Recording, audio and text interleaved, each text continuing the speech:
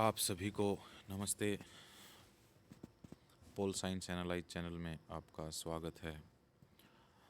हम आज करेंगे संसद में विधायी प्रक्रिया, विधेयकों के प्रकार।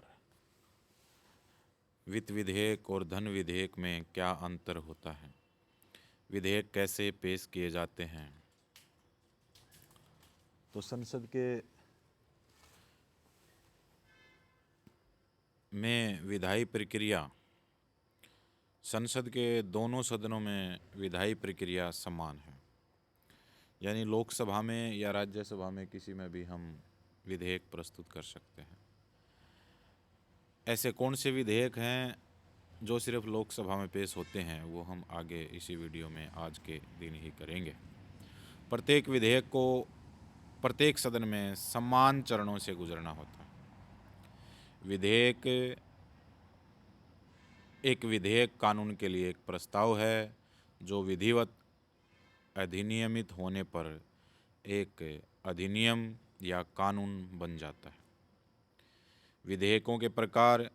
संसद में पेश किए गए विधेयक दो प्रकार के होते हैं, सार्वजनिक विधेयक और निजी विधेयक। सार्वजनिक विधेयक जो सरकार के द्वारा पेश किए जाते हैं,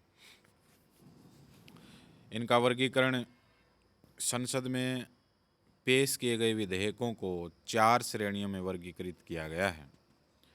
साधारण विधेयक वित्तीय विषयों के अलावा किसी अन्य मामले से संबंधित। धन विधेयक कराधान, सार्वजनिक व्यय आदि जैसे वित्तीय मामलों से संबंधित है। वित्तीय विधेयक वित्तीय मामलों से संबंधित लेकिन धन विधेयकों से अलग है। धन विधेयक वित्तीय विधेयक का हिस्सा होता है। वित्त विधेयक व्यापक होता है, धन विधेयक में सिर्फ धन से रिलेटेड बातें ही होती हैं। संविधान संशोधन विधेयक संविधान के प्रावधानों में संशोधन से संबंधित है। समय और परिस्थितियों के अनुसार भारतीय संविधान में संशोधन किए जाते हैं। अनुच्छेद 368 के तहत भारतीय संविधान का 20वां भाग है जिसमें हम संशोधन करते हैं। तो ये 4 वर्गीकरणों में विधेयकों को बांटा गया है: साधारण विधेयक, धन विधेयक, वित्त विधेयक और संविधान संशोधन विधेयक। विधेयकों के जो हमने प्रकार किए थे, सार्वजनिक विधेयक और निजी विधेयक, तो इनमें क्या अंतर है, कैसे होते हैं, क्या इनका ध्येय है, क्या प्रकृति है, कैसे कैसे इनको पेश किया जाता है। विधेयक के प्रकार। सार्वजनिक विधेयक और निजी विधेयक, यह संसद में मंत्री द्वारा पेश किया जाता है। निजी विधेयक यह संसद के किसी भी सदस्य द्वारा पेश किया जा सकता है, चाहे वो सरकार का सदस्य हो या फिर विपक्ष का सदस्य हो, लेकिन वो संसद का किसी भी दल का सदस्य हो, वो पेश कर सकता है किसको? निजी विधेयक को। सार्वजनिक विधेयक यह सत्ताधारी पार्टी की नीतियों को दर्शाता है। निजी विधेयक यह सार्वजनिक मामलों पर राजनीतिक दल के मत को दर्शाता है, यानी किसी भी राजनीतिक दल का ध्येय क्या है, वो कैसे कानून बनाना चाहते हैं। सदन में इसके पारित होने की संभावना अधिक होती है सार्वजनिक विधेयक की, क्योंकि जिस राजनीतिक दल की सरकार होती है, वो जो विधेयक पेश करते हैं उनका बहुमत होता है, तो वो बिल पास होने की संभावना अधिक होती है। निजी विधेयक के पास होने की संभावना कम होती है क्योंकि उनका बहुमत नहीं होता है। सार्वजनिक विधेयक इसे सदन में पारित करने से 7 दिन पहले सूचित करना होता है। निजी विधेयक इसे सदन में पारित करने से 1 महीने पहले सूचित करना पड़ता है। बच्चे, ये क्वेश्चन प्रतियोगी परीक्षाओं में बहुत ज़्यादा आते हैं। सार्वजनिक विधेयक को प्रस्तुत करने के लिए 7 दिन पहले सूचित करना होता है और निजी विधेयक को पेश करने के लिए 1 महीना पहले सूचित करना होता है। सार्वजनिक विधेयक इसका मसौदा संबंधित विभाग द्वारा विधि विभाग के परामर्श से तैयार किया जाता है। निजी विधेयक इसका मसौदा संबंधित सदस्यों द्वारा तैयार किया जाता है। विधेयकों के वर्गीकरण में थोड़ा सा हम आगे चलते हैं। साधारण विधेयक कानून की किताब में जगह पाने से पहले हर साधारण बिल को संसद में निम्नलिखित 5 चरणों से गुजरना पड़ता है। प्रथम चरण या प्रथम वाचन क्या है? इसे संसद के किसी भी सदन में या तो मंत्री या किसी अन्य सदस्य द्वारा पेश किया जा सकता है।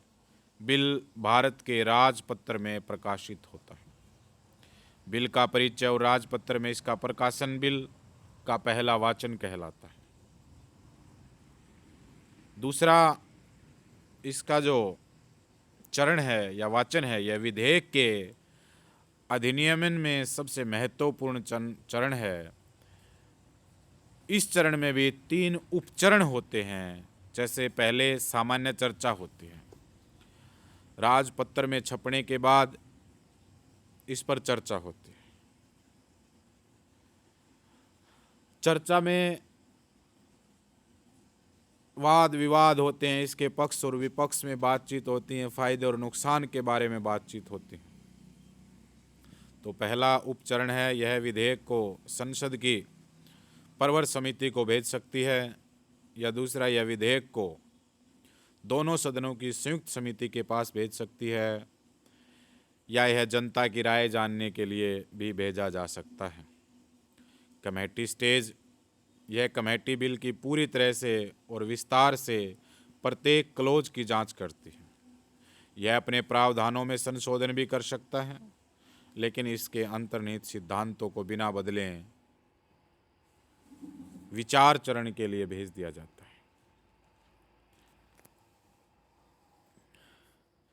इस सत्र पर बहस बिल की स्वीकृति या अस्वीकृति तक ही सीमित है। यदि उपस्थित और मतदान करने वाले अधिकांश सदस्य विधेयक को स्वीकार करते हैं तो विधेयक को सदन द्वारा पारित माना जाता है। किसी विधेयक को संसद द्वारा तभी पारित माना जाता है जब दोनों सदनों में संशोधन के साथ या बिना संशोधन के सहमति हो जाती है। द्वितीय सदन में विधेयक, दूसरे सदन में भी विधेयक 3 चरणों से होकर गुजरता है। दूसरा सदन में भी ये सेम बातें होती हैं। पहले सदन द्वारा भेजे गए बिल को पास करे या उसमें संशोधन करे, ऐसे मामले में बिल को दोनों सदनों द्वारा पारित माना जाता है और राष्ट्रपति की सहमति के लिए भेजा जाता है। विधेयक को संशोधन के साथ पारित करे और इसे पुनर्विचार के लिए पहले सदन में लौटा दे या बिल को पूरी तरह से खारिज कर दे, ये दूसरे सदन के पास शक्ति है। कोई कार्रवाई न करे और इस बिल को लंबित रखे, ऐसा भी कर सकते हैं। यदि दूसरा सदन बिल को पूरी तरह से खारिज कर देता है या 6 महीने तक कोई कार्रवाई नहीं करता है, एक गतिरोध उत्पन्न हुआ माना जाता है, जिसके लिए राष्ट्रपति दोनों सदनों की अनुच्छेद 108 के तहत संयुक्त बैठक बुला सकता है। ध्यान रहे, बैठक बुलाने का काम राष्ट्रपति का है और बैठक की अध्यक्षता लोकसभा का अध्यक्ष करता है। राष्ट्रपति की सहमति सदन के दोनों सदनों द्वारा अकेले या संयुक्त बैठक में पारित होने के बाद प्रत्येक विधेयक को राष्ट्रपति की सहमति के लिए प्रस्तुत किया जाता है। राष्ट्रपति क्या कर सकते हैं? विधेयक पर अपनी सहमति दें, विधेयक पर अपनी सहमति रोक लें, सदनों के पुनर्विचार के लिए विधेयक वापस करें। इस प्रकार राष्ट्रपति के पास केवल निलंबन वीटो है, धन विधेयक और वित्त विधेयक। धन विधेयक, धन विधेयक पर संवैधानिक प्रावधान है अनुच्छेद 110 में। 110 के तहत धन विधेयक लोकसभा में पेश किया जाता है। लोकसभा का अध्यक्ष ये बताता है कि यह धन विधेयक है या साधारण विधेयक है।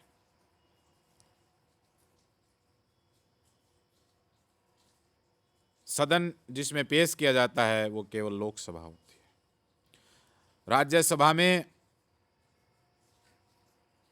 संशोधन के लिए भेजा जाता है या उनकी सिफारिशों के लिए भेजा जाता है, या 14 दिन तक राज्यसभा इस पर चाहे सिफारिश भेजे या संशोधन भेजे या ना भेजे तो भी यह पास समझा जाता है। धन विधेयक पर राज्यसभा के पास कम शक्तियां हैं और लोकसभा के पास ज़्यादा शक्तियां हैं, और धन विधेयक पर संयुक्त बैठक का कोई प्रावधान भी नहीं है। वित्त विधेयक यह अनुच्छेद 117/3 और 1 और 3 में पेश किया जाता है। वित्त विधेयक लोकसभा अध्यक्ष द्वारा निर्धारित किया जाता है कि कोई विधेयक धन विधेयक है या नहीं।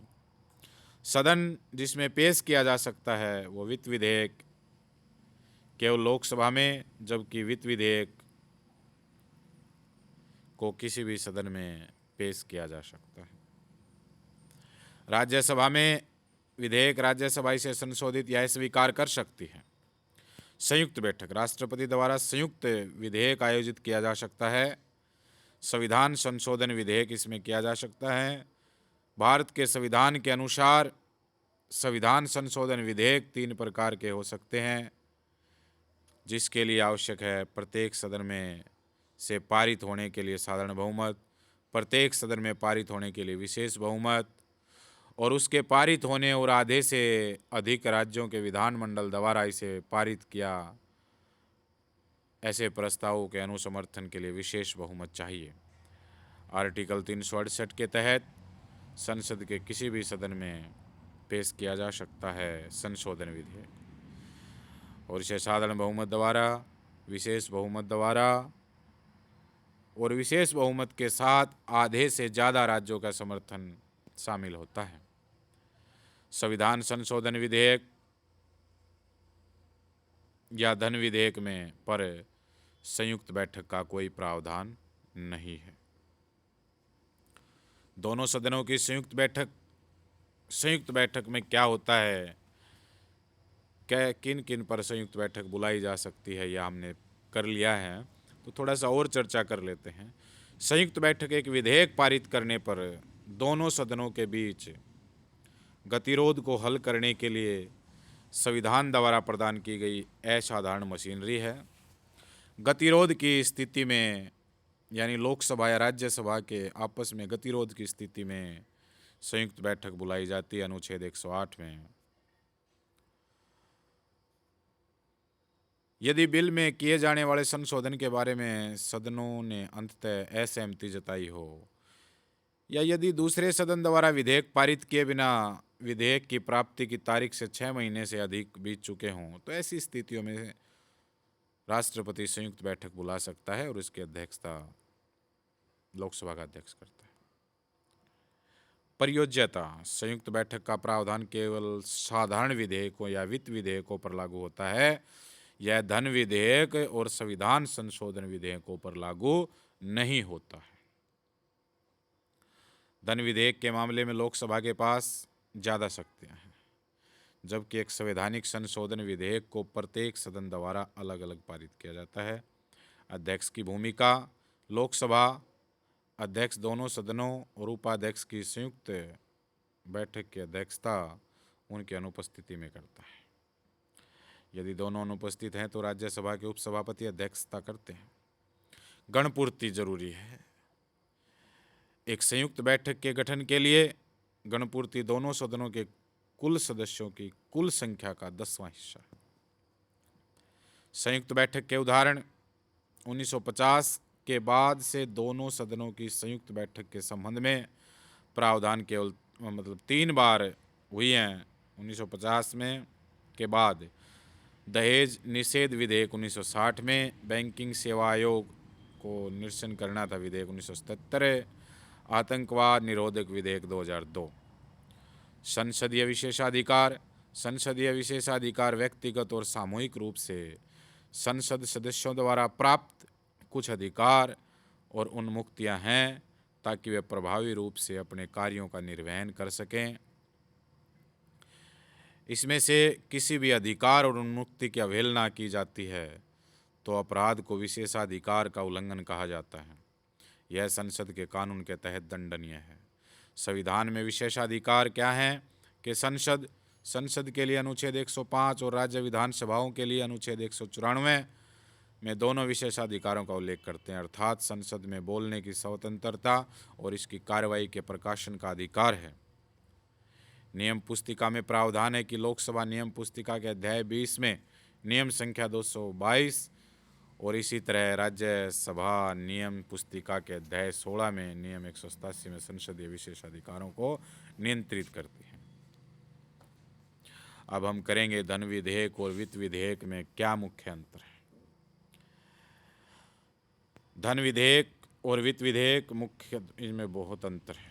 धन विधेयक केवल कराधान, सरकारी उधार और व्यय जैसे विशिष्ट वित्तीय मामले अनुच्छेद 110 से संबंधित होता है, केवल लोकसभा में ही पेश होता है, जबकि वित्त विधेयक व्यापक होता है जिसमें सभी वित्तीय मामले चाहे वो राजस्व से रिलेटेड हों, व्यय से रिलेटेड हों, शामिल होते हैं।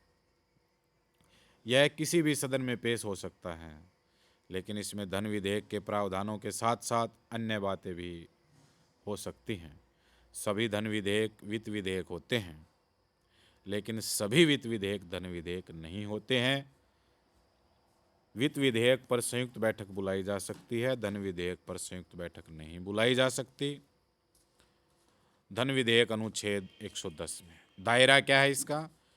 करों को लगाना, टैक्स को लगाना या उनको हटाना, बदलना या उनका विनिमय करना, सरकारी उधार, भारत की संचित निधि से धन का विनियोग जैसे बजट।